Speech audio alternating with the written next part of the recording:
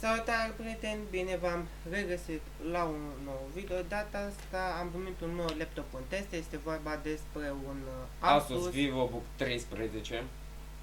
Așa, dar se mai poate găsi sub numele de Asus X541F. F. Da? Aici pe cutie scrie. 412F. Ne scuzați.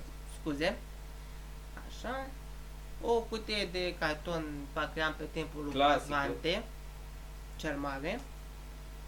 Am blurat acolo destinatarul și cu... Așa, acolo aveți specificațiile pe partea neagră. Da? Pe scurt, aici în generația a 8-a, nu știam cu a 10-a, 8250U, și o placă video MX 230 cu 2 GB RAM. În cutie avem laptopul într-o poșetă, într-o șosetă, într-o... Scrisoarele de la mama mare. La bunica. Apropo, dacă citiți astea, luați bacul. Da, sunt foarte folositoare în viață. Noi le-am citit. Bun. Și încărcătorul De 45 de W. așa. Deci se vede acolo ce tensiune are. Ok.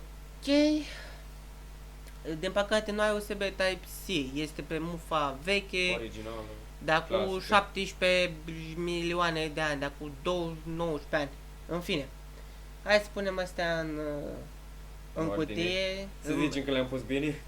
Noi am mai îmbrit după tricou și să aruncăm cutia asta jos și să trecem la laptop. Care este îmbrăcat foarte frumos într-o punguță albă. Foarte Ok. frumos din partea România. Așa. Bun. Laptopul este în culoarea Space Gray. Ok. Avem un check stănos, nu fugă, USB 3, niște LED-uri de statică, baterii, să vezi dacă bateria e descărcată sau dacă este aprins. Și Un micro USB, nu știu, micro SD. micro SD, da. Așa. Nu știu ce am mai pus micro SD, cum puteau spune un slot normal, în pisici. Bun. Acolo nu încercam să arunc de pereți, am încercat să le arunc și la camera cealaltă. Nu prea ieșit. Așa. Avem un faz de încărcare. HDMI, USB 2.0, un USB USB-C, Type. Cu suport Thunderbolt. da, și mufa de căști. Ecranul este mat, ceea ce este un... Mare avantaj. În momentul în care ai un spațiu extra luminos, cum se vede și aici. Bun. Hai să îl dăm un power on și să-l conectăm și la internet. Da? Deci îmi place ca la majoritatea laptopurilor Asus din gama Ultrabook sunt foarte aproape butoane de delete și de power on. Aici am băgat parola de la internet și o să intrăm pe Chrome, YouTube, să vedem cum se descurcă într-un videoclip 4K. Da. Bun. SSD-ul este de 256 de GB cu suport NVMe. Din păcate doar atâta s-a putut. Bine, la 2800 de lei, ce-ți dorești mai mult?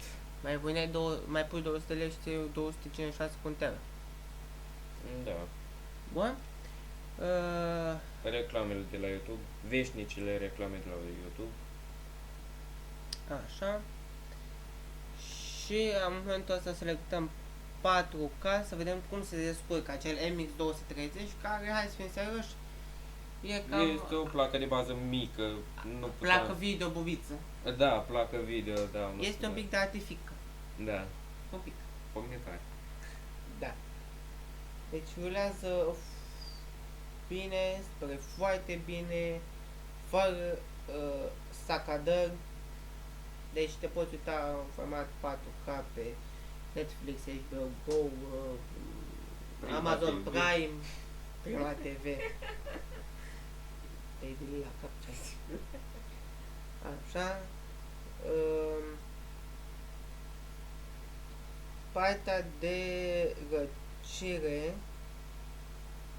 și o face pe jos. Bun. Asta P5 am zis chiar și la început. Tastatura este iluminată Adevărat? cu 3 trepte de lumină.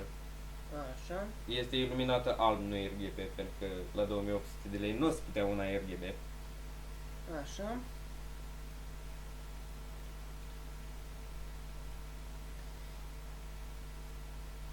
Suportă și frecvența de 5 GB. 5 GB.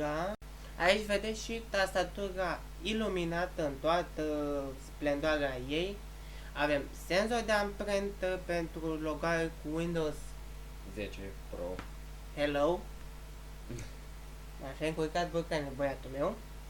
Vorba lui Dani Mocanu. Așa. Avem 8 GB de RAM, 256 de GB spațiu de stocare și cam atâta. Avantaje și dezavantaje la acest laptop ar fi avantajele. Că poți să-l car după tine, nu ca un PC că stă acasă și cam acolo stă, că nu poți să-l car după Poți tine. să cari, dar Da, până apoi într-o pungă, până să mai strică pe drum, să...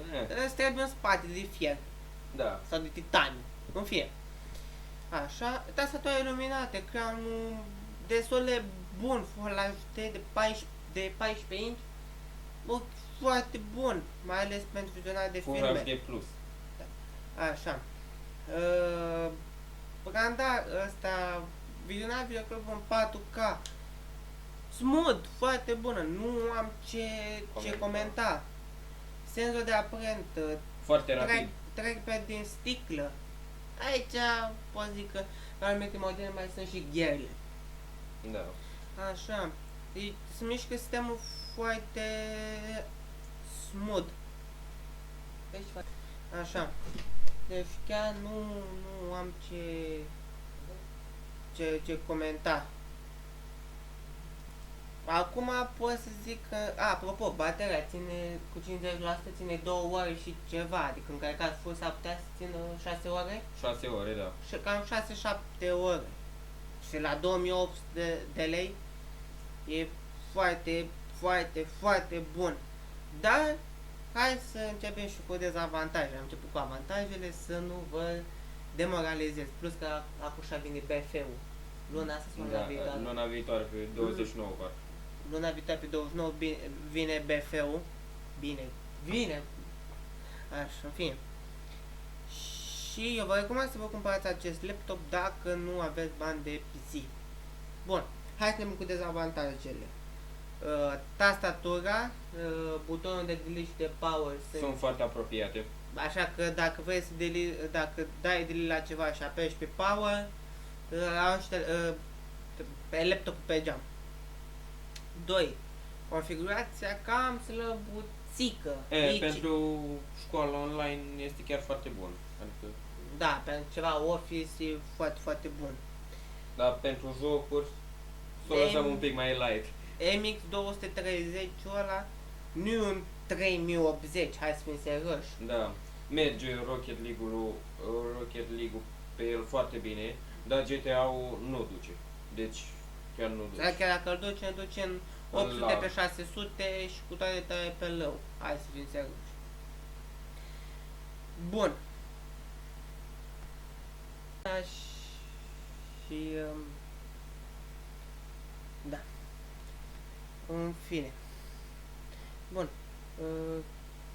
Cam atât. Cam asta a fost. Instagramul meu și al lui Pe ecran. și în descriere. Canalul meu și al lui la fel în descriere. Și linkul către laptop tot la fel în descriere. Cam atât am avut să vă spunem. Nu uitați să dați like, share și subscribe și ne vedem data viitoare. Pa, pa!